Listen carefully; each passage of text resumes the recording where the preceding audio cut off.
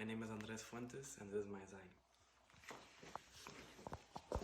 Zine, de Cesar Chavez by Andres Fuentes. Early life. Cesar Chavez was born on March 31st, 1997.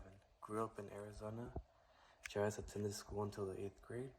His family was cheated out of land that his father was promised half the acreage if he worked the entire land. Was later screwed up by his own lawyer who bought the land when his father could not afford to pay the loan. They grew up very, very poor. They lived in their car under a tree. He attended 37 schools before he dropped out, and he joined the Navy in 1946 at the age of 17.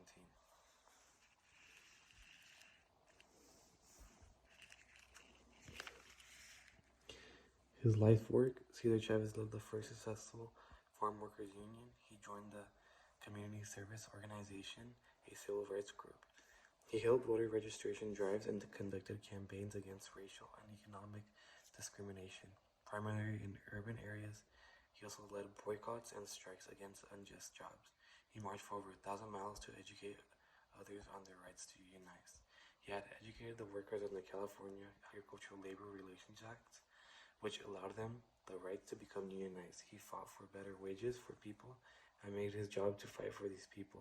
He inspired politicians and celebrities after his march to see what he believed in and made more people aware of the workers' right. He did a lot and inspired much. Why? The reason for which I wrote about Cesar Chavez is due to the fact that I have a lot of family that has come from Mexico to the United States and found work in Northern California.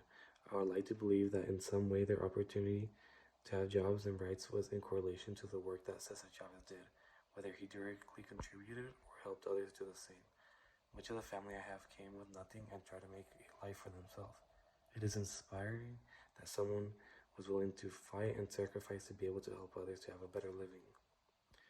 How? Cesar Chavez has contributed to the field of Chicano studies by himself, being of Mexican descent, being first-generation American and willing to fight for their rights. He fought for a lot of immigrants and Chicanos during times where they were oppressed and segregated. This teaches us how many Chicanos were treated unjustly in a time where their life depended on their work and greedy bosses exploited that. Not only does this teach us that he did a service for Chicanos, but he was inspired to not let our ethnicity define us and stop us from having the same right as others.